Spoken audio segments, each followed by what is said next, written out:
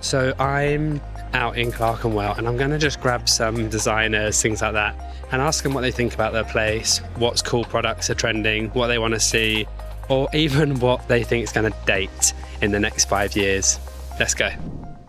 3 years after we've started this podcast, we thought it was time to make sure that those lessons and the takeaways from our amazing guests were actually actionable, something you can really put into place. So we have launched Show Notes, a bi-weekly email, get into your inbox, and that will give you the key headlines that is indexable, findable, actionable, and we can really start to make a difference in creating healthy, happy workspaces. So the link's below, or you can head to stansons.co.uk/space. Look forward to seeing you sign up.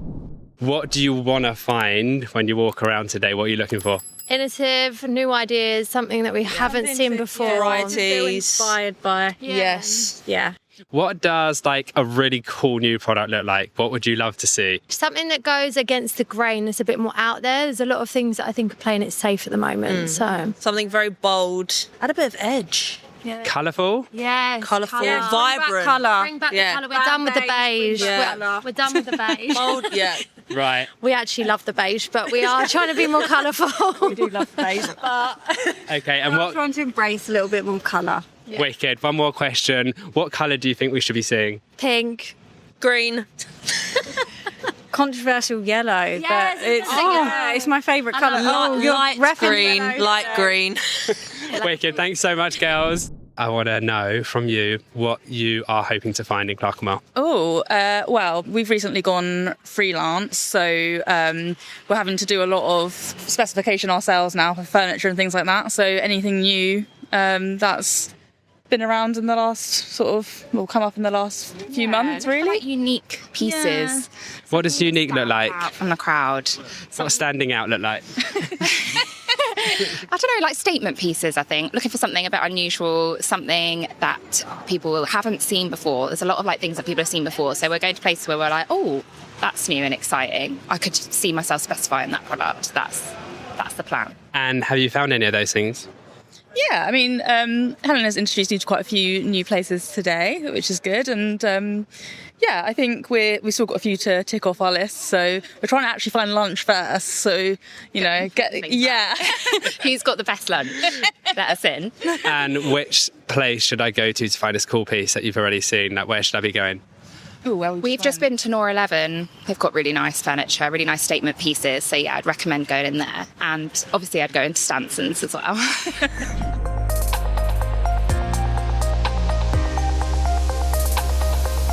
Cool. So what's one thing you're like hoping to see in Clerkenwell that you haven't been seeing around much? I understand like Clerkenwell always showcase a lot of good materials and also nice design. But I think this time while we join Clerkenwell Design Week, we hope to bring in an idea of how a public space can be designed for everyone. So that's why like when apart from a good material that we're using this time, we also want to challenge how people see colors.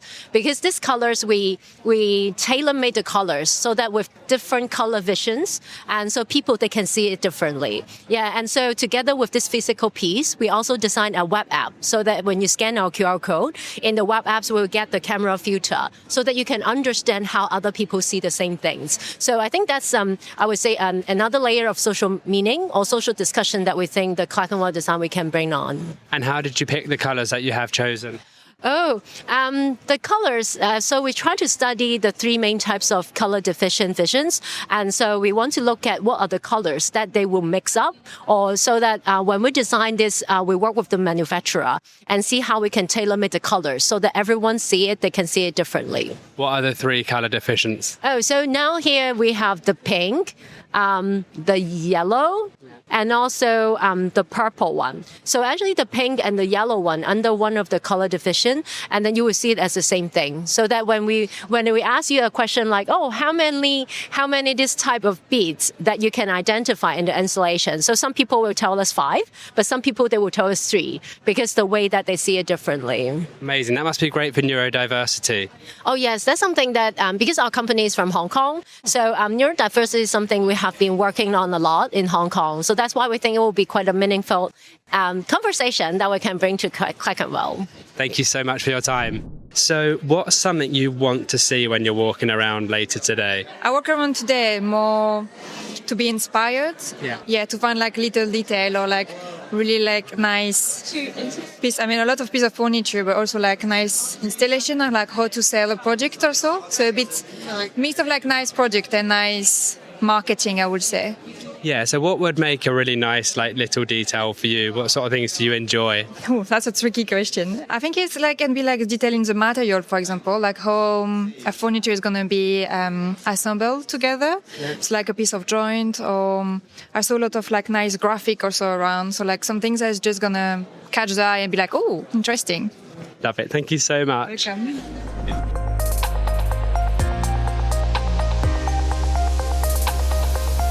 Everyone's talking about colour, and a few people have pointed to me to come here. So talk to me about your paint. Tell me, like, how did you come up with your colour palette? It just occurred to me that when you're making paint and you're making ice cream, it's essentially the same thing. It's calcareous, it's calcium. So when you're putting, when I put the colours together, it always looks like ice cream because it's a milky sort of, backdrop. And then we put a little texture into it and then discovered that if you called it, we'd call it all sort of ice cream flavours and serve it as ice cream. And then that was the only thing, the only way that we could present it. Felt like the right thing to do. I love it. It's confused everyone. No, I love the idea. So all your colours, they've got the best names. So we've got like international butterscotch, international kiwi, international banana skin. Why has it always got international on the front? Well, the international was a way of joining up the rarefied world of art and the lowly world of interior decorating, or at least decorating. And I've always thought there was sort of a snobbery and a divide between those two things. And yet, when you're as a small boy or a small girl, you might go and paint your bedroom. That is an act of art.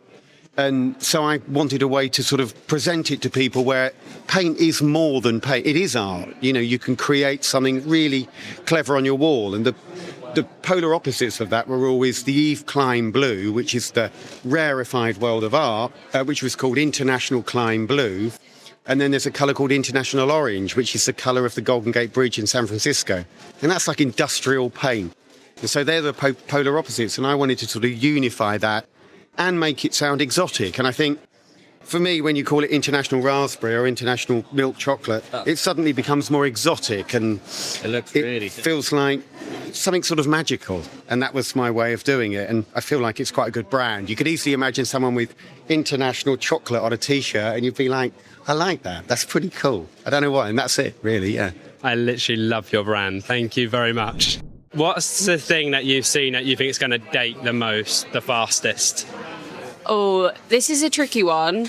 I do think I'm worried about the conversation around neurodiversity becoming dated, only because it feels like it's becoming a trend rather than a real life, something that we should be considering, further on in design and continuing as a legacy of design. Mm-hmm. Some of the conversations have felt a little bit like we're approaching it like it's a trend, and I worry then in that way all trends die eventually, and we don't want that to happen. Okay, yeah, totally fair enough. And what have you seen that's really cool that you want to put on a project? I mean, this space is pretty cool that we're in right now. It's quite nice to see this kind of environment filled with plants. I'm the kind of person that normally, like a traditional pub, freaks me out a little bit, if I'm honest. Especially when, it's dark and it's like you don't know who's in there. But filling it with plants, it's just made it really welcome and inviting. So I think it's just pushing the boundaries of how we kind of take biophilic design. I think that would be really cool. Love it. Thank you so much. What are you wanting to see, like, from the industry to change the workplace going forward in the next 5 years? Well, I mean, speaking on a kind of bias level, I definitely like what we do, plants, biophilia and nature, to become a more intrinsic part of design. I know it's definitely on the rise. It's definitely changing, but I don't want to see it getting VE'd at every opportunity for a start.